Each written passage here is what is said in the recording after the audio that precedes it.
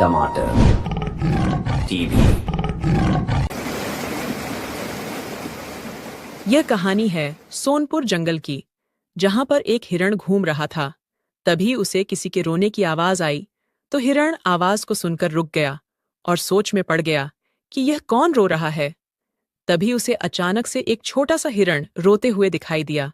अरे, यह तो एक छोटा सा हिरन है, लेकिन क्यों रो रहा है? देखो तो बेचारा अकेला खड़ा है। पता नहीं इसके माता पिता कहाँ गए होंगे, कैसे कैसे माता पिता हो गए हैं। आजकल के जमाने में माता पिता को तो अब बच्चों की बिल्कुल भी फिक्र नहीं है। इतने खतरनाक जंगल में ऐसे अकेला छोड़कर चले जाते हैं। ऐसे में अगर कोई खतरनाक जानवर उस पर हमला कर दे तो उस बेचारे की क्या गलती है? चलो उसी के पास जाकर पूछते हैं, उसे क्या हुआ है, उसके माता पिता कहाँ गए हैं। फिर हिरण उस छोटे हिरण के पास पहुंचा। अरे बेटा, क्या हुआ तुम्हें और यहाँ क्या कर रहे हो? क्या तुम्हें अकेले डर नहीं लगता है? ये जंगल बहुत ही खतरनाक जानवरों से भरा पड़ा है और यहाँ इतने खतरनाक जानवर हैं कि 1 मिनट में तुम्हारा शिकार कर लेंगे और तुम्हें पता भी नहीं चलेगा। कैसे माता पिता हैं तुम्हारे? उनको अपने बच्चों को ऐसे अकेला छोड़कर जाने में शर्म नहीं आती? उनको शर्म आनी चाहिए। कितने मूर्ख माता पिता हैं तुम्हारे। अरे अंकल जी, आप चुप हो जाइए। आपको मेरे माता पिता के बारे में भला बुरा कहने का कोई हक नहीं है।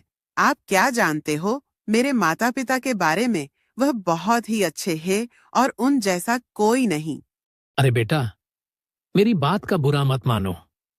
मैं तो तुम्हें रोता देख परेशान हो गया था, लेकिन जब तक तुम मुझे अपने बारे में बताओगे नहीं तो मुझे तुम्हारे बारे में कैसे पता चलेगा और फिर मैं तुम्हारी मदद कैसे करूंगा?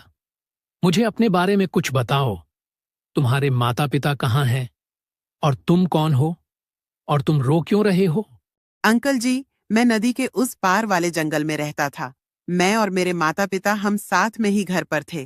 तभी अचानक से एक शेर ने हमारे घर पर हमला कर दिया और उस हमले में उसने मेरे माता पिता का शिकार कर लिया। हमारे घर में एक कुल्हाड़ी रखी थी, तो मेरे पिताजी ने भी पलटकर शेर पर हमला किया, जिससे उसका एक पैर कट गया। मेरे माता पिता का शिकार तो उसने कर ही लिया था, इसलिए मैं उससे बचकर वहां से भागा और उसका पैर कटा हुआ होने के कारण उसने मुझे नहीं पकड़ पाया। मुझे मेरे माता पिता की याद आ रही थी, तो मैं इसलिए रो रहा था। अंकल जी, मेरे माता पिता बहुत अच्छे थे। वह मुझे बहुत प्यार करते थे। अच्छा ठीक है बेटा, मुझे पता नहीं था। मैं तुम्हारी माता पिता को बहुत उल्टा सीधा बोला है। मुझे माफ कर दो बेटा।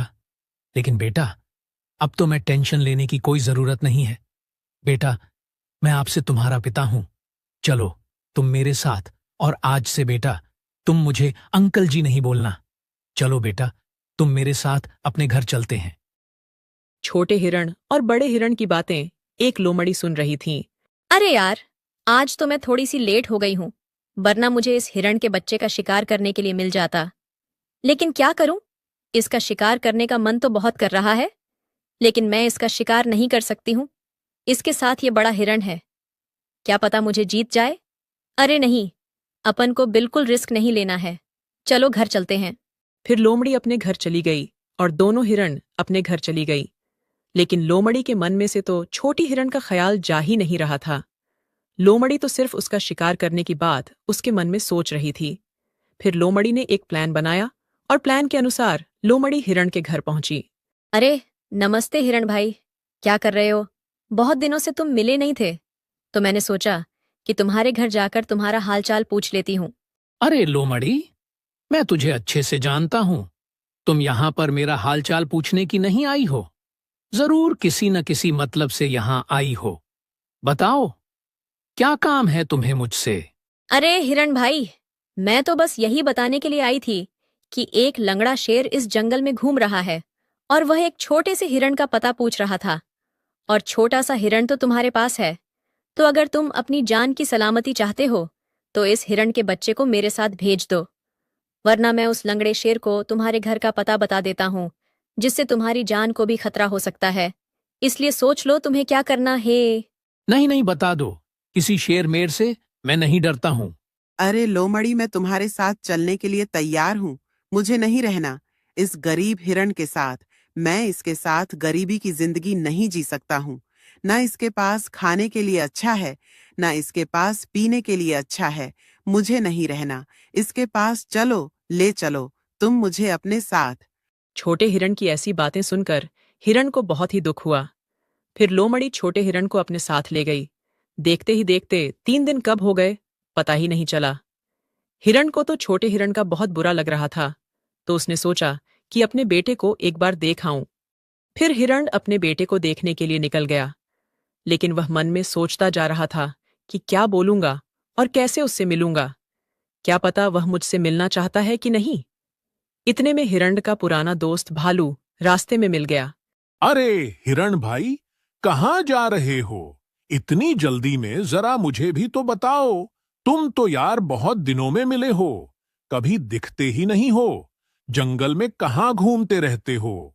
फिर हिरण ने भालू को सारी बात बताई, तो हिरण की बात को सुनकर भालू को भी बहुत दुख हुआ। फिर भालू बोला, अरे हिरण भाई, आजकल का जमाना तो बहुत ही खराब हो गया है। भाई, आजकल के बच्चे तो सगे माता पिता के नहीं होते हैं। आजकल के बच्चे तो अपने माता पिता को अकेला छोड़कर चले जाते हैं और बूढ़े माता पिता को अपने साथ नहीं रखते हैं।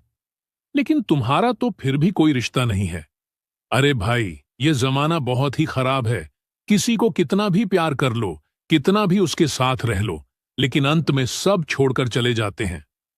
तुम टेंशन नहीं लो भाई, उसे चले जाने दो। वह कौन सा तुम्हारा सगा था? भालू भाई, ऐसा मत बोलिए। मेरे लिए तो वह सगे से भी बढ़कर था। तुम्हें पता नहीं है कि मैं उसे कितना प्यार करता हूं। लेकिन वह तो बहुत मतलबी निकला। भाई, वह चला गया तो उसे चले जाने दो। मुझे उससे कोई दिक्कत नहीं है।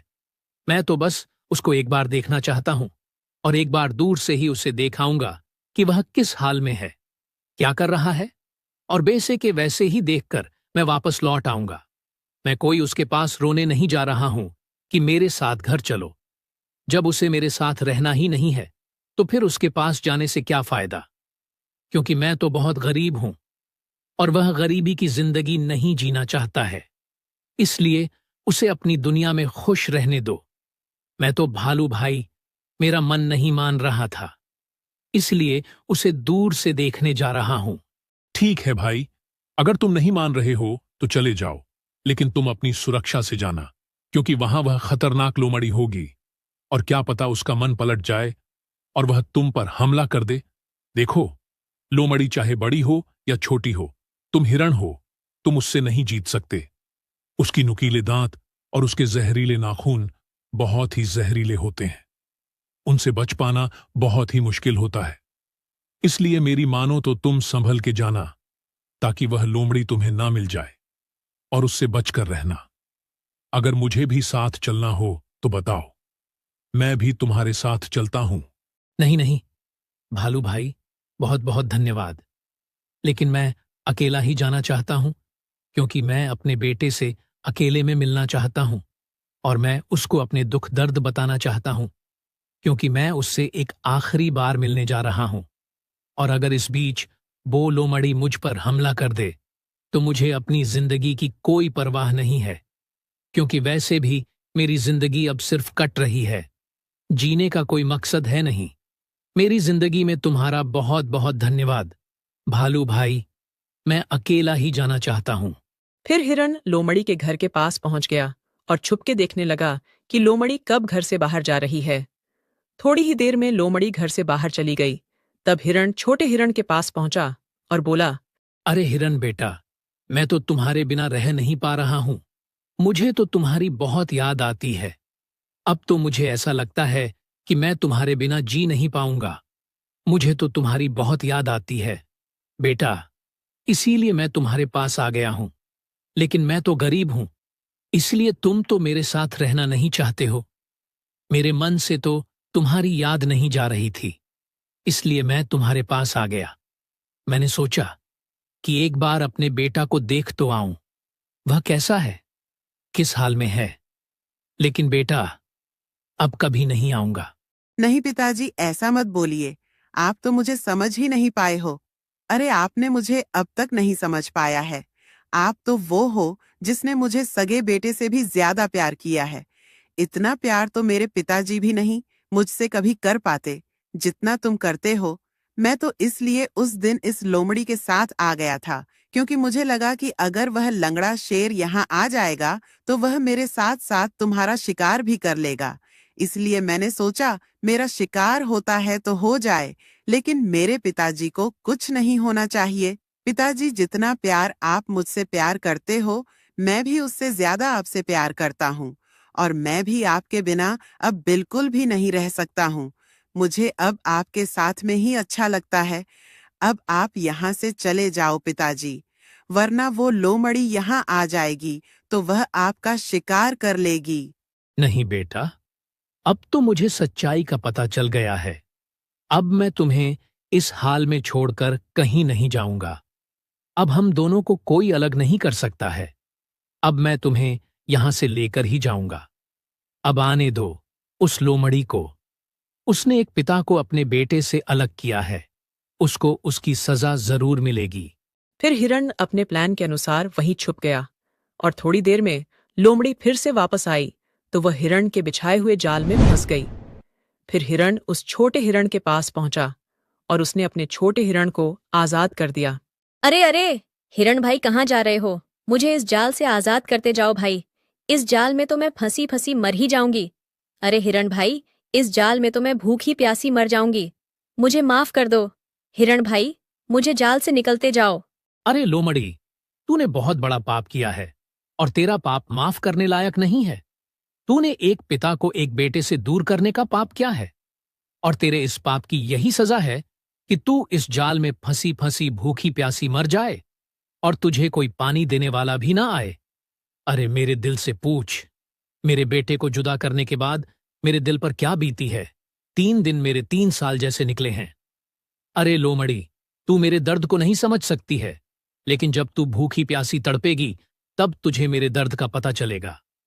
अब तुझे इस जाल से कोई नहीं निकालेगा।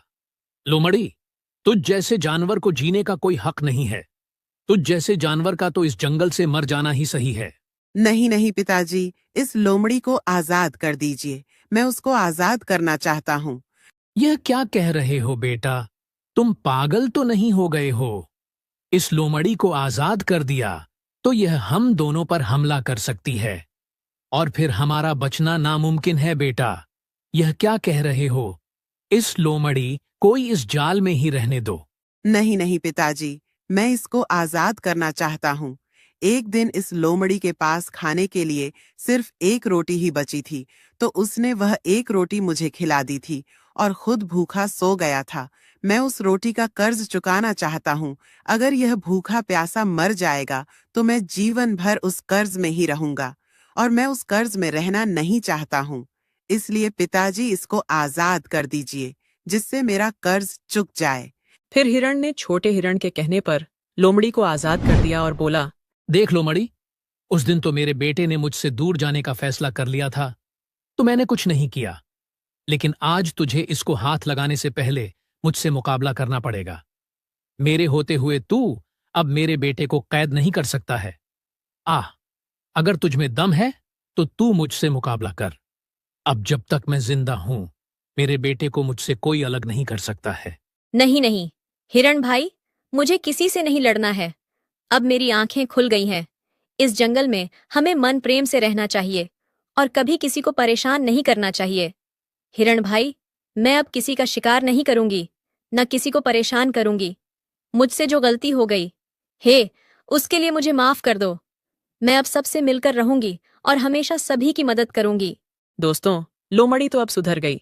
फिर छोटे हिरण और बड़े हिरण दोनों अपने घर की ओर निकल आए और दोनों साथ में आकर बहुत खुश हो गए। दोस्तों, कहानी अच्छी लगी हो तो वीडियो को लाइक और चैनल को सब्सक्राइब जरूर करें।